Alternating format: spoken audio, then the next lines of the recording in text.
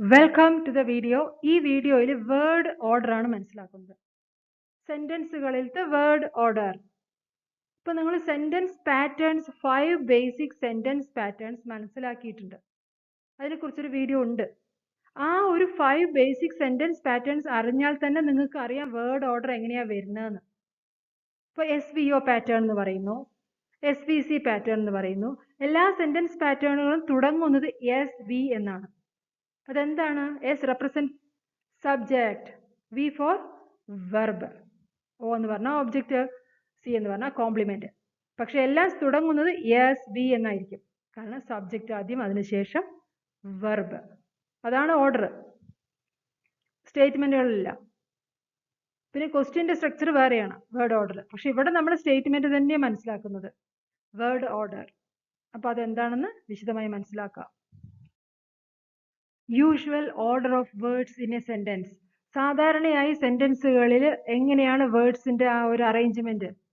The subject usually comes before the verb. Subject എപ്പോഴും വെർബിന് മുമ്പുണ്ടാവും. We can see the subject before the verb. Usually it comes like that. അത് ശ്രദ്ധിക്കുക. ഈ പാറ്റേണുകൾ ശ്രദ്ധിച്ചാലേ നിങ്ങൾക്ക് മനസ്സിലാവും. 5 ബേസിക് പാറ്റേൺസിൽ SV എന്നായിരിക്കും എല്ലാം തുടങ്ങുന്നത്. അതിൽ നിന്ന് തന്നെ എല്ലാം നമുക്ക് മനസ്സിലാവും. Subject first, then verb. The cat killed the rat എന്ന് പറയുന്ന ഈ സെന്റൻസിൽ നമ്മൾ എന്തിനെ കുറിച്ചാണ് പറയുന്നത്? അതാണ് സബ്ജക്ട്. എന്തിനെ കുറിച്ച് പറയുന്നു? The cat killed the rat. കാറ്റ് റാറ്റിനെ കൊന്നു എന്ന് പറയുമ്പോൾ കാറ്റിനെ കുറിച്ചാണ് നമ്മൾ പറയുന്നത്. ആ കാറ്റ് റാറ്റിനെ കൊന്നു എന്ന് പറയുന്നു. അപ്പൊ കാറ്റ് ആണ് ഈ സെന്റൻസിലത്തെ subject. Rakesh played the match well. Rakesh match നന്നായി കളിച്ചു എന്ന് പറയുമ്പോൾ ഇവിടെ നമ്മൾ പറയുന്നത് രാകേഷിനെ കുറിച്ചാണ്. So Rakesh is the subject. അതെവിടെയാ വന്നിരിക്കുന്നത്? വെർബിന് മുമ്പ്. രാകേഷ് കഴിഞ്ഞിട്ടാണ് വെർബ്. ഏതാണ് verb? Played. Collector visited the new stadium എന്ന് പറയുന്ന ഈ സെന്റൻസിൽ കളക്ടർ പുതിയ സ്റ്റേഡിയം വിസിറ്റ് ചെയ്തു എന്ന് പറയുമ്പോൾ ഈ സെന്റൻസിലൂടെ നമ്മൾ പറയാൻ ഉദ്ദേശിക്കുന്നത് കളക്ടറെ കുറിച്ചാണ്. കളക്ടർ ന്യൂ സ്റ്റേഡിയം വിസിറ്റ് ചെയ്തു. അപ്പൊ ഇവിടെ കളക്ടർ ആണ് subject. It comes before the verb. ഏതാണ് വെർബ്? വിസിറ്റഡ്. അപ്പൊ ഫസ്റ്റ് എന്താണ്? The subject usually comes before the verb എന്ന പോയിന്റ് ഓർമ്മിക്കുക. The object usually comes after the verb. SVO pattern ഓർമ്മ വെച്ചാൽ O എന്ന് പറയുന്നത് സബ്ജക്റ്റും വെർബും കഴിഞ്ഞിട്ടാണ്. അതുകൊണ്ട് ഒബ്ജക്റ്റ് എപ്പോഴും വരുന്നത് ആഫ്റ്റർ ദ വെർബ് എന്ന റൂൾ ഓർമ്മിക്കുക. Arun wears a new dress. Arun ഒരു പുതിയ ഡ്രസ് ധരിച്ചിരിക്കുന്നു എന്ന് പറയുന്ന ഈ സെന്റൻസിൽ അരുണിനെ കുറിച്ച് പറയുന്നത് കൊണ്ട് അരുൺ സബ്ജക്ട്. പക്ഷെ നമുക്ക് അറിയേണ്ടത് ഒബ്ജക്റ്റിന്റെ സ്ഥാനമാണ്. അത് വെർബ് കഴിഞ്ഞിട്ട് എ ന്യൂ ഡ്രസ് എന്നുള്ളതാണ് object. Arun wears what? A new dress. അത് ഒബ്ജക്റ്റ് ആണ്. അത് വരുന്നത് വെർബ് കഴിഞ്ഞിട്ടാണ്. His sister opened the door എന്ന് പറയുന്ന ഈ സെന്റൻസിൽ ഒബ്ജക്റ്റ് ഏതാണ്? The door. അവന്റെ സിസ്റ്റർ ഡോർ ഓപ്പൺ ചെയ്തു, വാതിൽ തുറന്നു എന്ന് പറയുമ്പോൾ ഇതിൽ ഏതാണ് object? His sister opened what?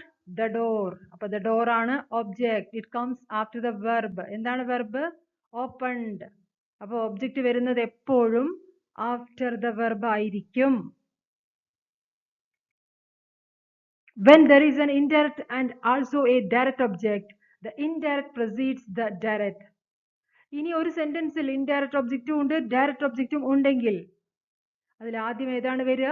Indirect, then direct object. SV IODO എന്ന് പറയുന്ന ആ പാറ്റേണിൽ IODO എന്ന് പറയുന്ന അതിൽ തന്നെ എല്ലാം എക്സ്പ്ലെയിൻഡ് ആണ്. Indirect object first, then direct object. Arun gave me a new book. Arun എനിക്കൊരു പുതിയ ബുക്ക് തന്നു എന്ന് പറയുന്ന ഈ സെന്റൻസിൽ Arun gave me what? A new book. അത് ഡയറക്റ്റ് ഒബ്ജക്റ്റ്. അപ്പൊ ഡയറക്റ്റ് ഒബ്ജക്റ്റ് വരുന്നത് ഇൻഡയറക്റ്റ് ഒബ്ജക്റ്റ് ആയ മീക്ക് ശേഷമാണ്. She taught him science. She taught what? Science. To whom? Him. ഇതിൽ സയൻസ് ആണ് ഡയറക്റ്റ് ഒബ്ജക്റ്റ്, ഹിം എന്നുള്ളത് ഇൻഡയറക്റ്റ് ഒബ്ജക്റ്റ്. അപ്പൊ ഇൻഡയറക്റ്റ് ഒബ്ജക്റ്റ് കഴിഞ്ഞിട്ട് ഡയറക്റ്റ് ഒബ്ജക്റ്റ് വരുന്നു. Her father gave her a new laptop. Her father gave what? A new laptop. To whom? Her. ഇതിൽ a new laptop എന്നുള്ളത് direct object, her എന്നുള്ളത് indirect object. Indirect object കഴിഞ്ഞിട്ടാണ് direct object എപ്പോഴും കാണപ്പെടുക. He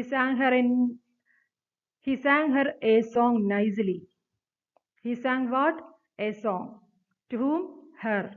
nice ആയിട്ടൊരു പാട്ട് പാടി, അവൾക്ക് വേണ്ടി ഒരു പാട്ട് പാടി അവൻ എന്ന് പറയുന്ന ഈ സെന്റൻസിൽ എ സോങ് എന്നുള്ളത് ഡയറക്റ്റ് ഒബ്ജക്റ്റ് ആണ്, ഹെർ എന്നുള്ളതാണ് ഇൻഡയറക്റ്റ് ഒബ്ജക്റ്റ്. അത് ഫസ്റ്റ് വരുന്നു, അതിനുശേഷമാണ് എ സോങ് എന്നുള്ള ഡയറക്റ്റ് ഒബ്ജക്റ്റ് എഴുതേണ്ടത്. ഇങ്ങനെയാണ് സാധാരണയായിട്ട് സെന്റൻസുകളിൽ എഴുതപ്പെടാറുള്ളത്.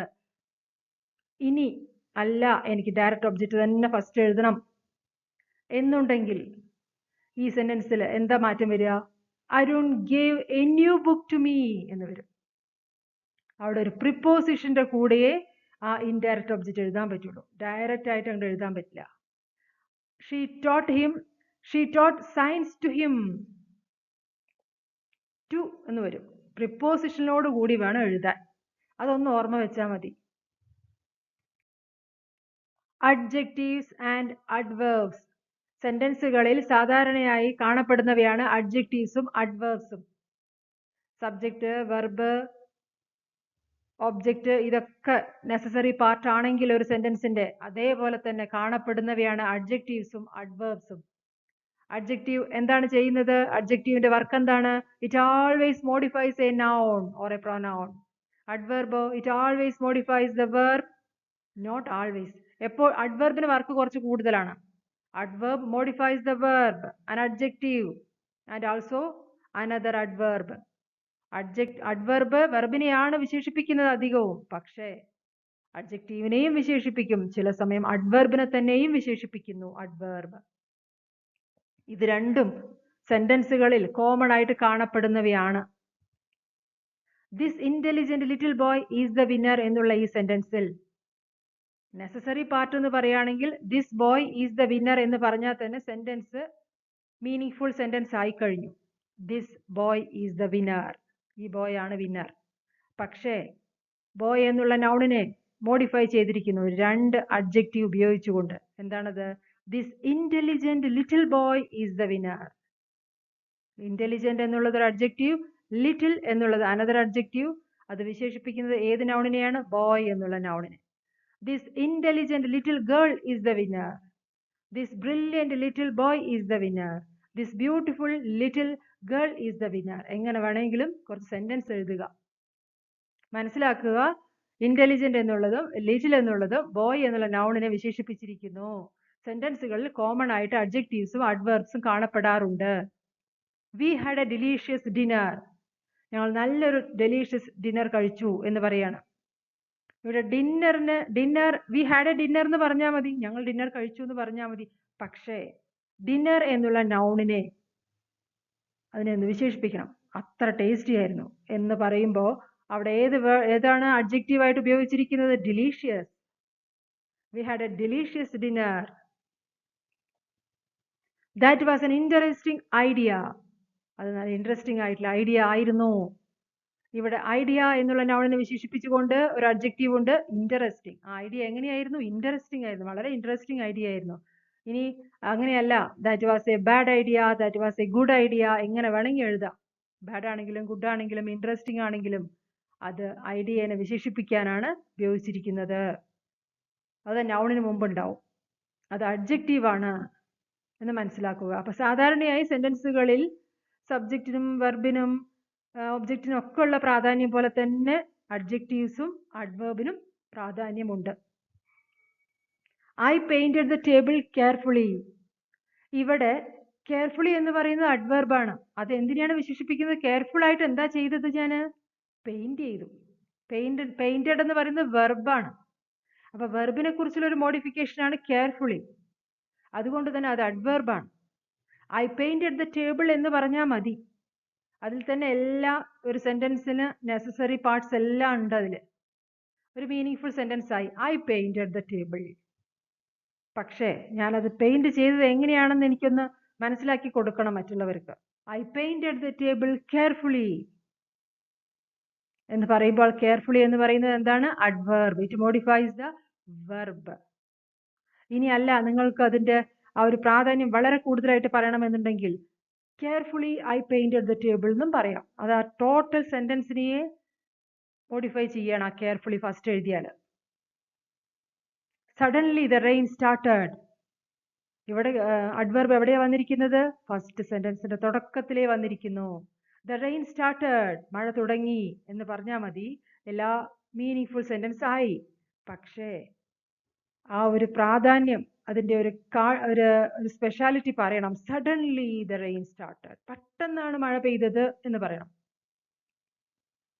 ദ റെയിൻ സ്റ്റാർട്ടഡ് എന്ന് ദ റെയിൻ സ്റ്റാർട്ടഡ് സഡൻലി എന്നും പറയാം.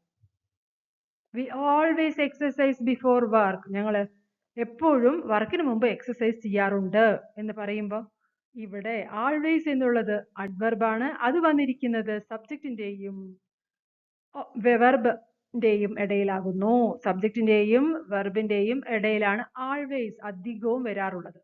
ആൾവേസ് എന്നാണ് നമ്മൾ ഉപയോഗിക്കാൻ ആഗ്രഹിക്കുന്നതെങ്കിൽ അത് സബ്ജക്റ്റിന്റെയും വെർബിന്റെയും ഇടയിൽ വരണം. We always exercise before work. അങ്ങനെ അഡ്ജക്റ്റീവ്സും അഡ്വേർബ്സും സെന്റൻസുകളിൽ സാധാരണയായി ഉപയോഗിക്കപ്പെടുന്നവയാണ്. ഇനി നമുക്ക് ഓരോന്നിനും അഡ്ജക്റ്റീവിനെ കുറിച്ച് കുറച്ചും കൂടി നല്ല രീതിയിൽ മനസ്സിലാക്കാം.